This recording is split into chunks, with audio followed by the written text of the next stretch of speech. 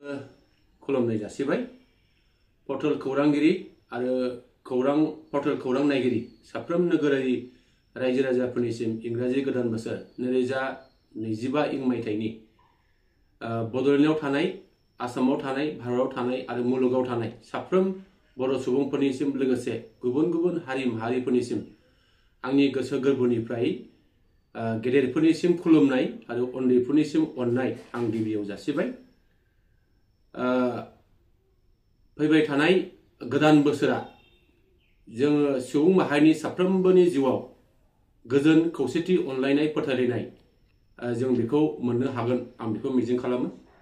गोदान बोसोरनि गेजेरजों गुबुन गुबुन हारि माहारिनि गेजेराव जे हारिमु सुबुं आरो गुबुन गुबुन खौसेथि आरो बायदि रोखोम खौसेथि आरो दावगानाय गोसो गोहोजों लोगोसे खौसेथि गायसननो हाथों आं बेखौ मिजिं खालामो। गोदान बोसोरनि गेजेरजों गोदान जोलै लाइमोन सेंग्रा सिख्लाफोरनि गेजेराव गोदान मोनदांथि, गोदान खाबुफोर, गोदान सिमांफोर, गोदान जागायजेननाय, गोदान नोजोर आरो गोदान मिशनफोर लानानै दावगालांनो हाथों आं बेखौ मिजिं खालामो। आरो गोदान बोसोरनि गेजेरजों भारत, आसाम आरो बड'लेण्ड ओनसोलखौ रैखाथि, थामोनथाय आरो जौगाथाय गायसननायजों लोगोसे गोदान मुलुग, विकसित भारत, भाइब्रेन्ट बड'लेण्ड, स्मार्ट बड'लेण्ड, जौगाखां बड'लेण्ड आरो गोहोगोरा बड'लेण्ड दानो हाथों आं बेखौ मिजिं खालामो। 2020 इं मायथाइनि बिटिआर गोजोन गोरोबथानि दफाफोरखौ 100% मावफुंनो बिथांखि लानायनि थाखाय जों जेब्लाबो दावगाबोनांगोन। बेफोरनि गेजेराव गामि सोसननाय, सिमा बारायनाय, समष्टि बारायनाय, फसंथानफोर गायसननाय आरो थोंजों रांखान्थि गायसननाय थिसनथाय आरो गोबां दफाफोरखौ मावफुंनांगौनि थाखाय जों बयबो खौसेयै दावगाबोनो हाथों आं बेखौ मिजिं खालामो।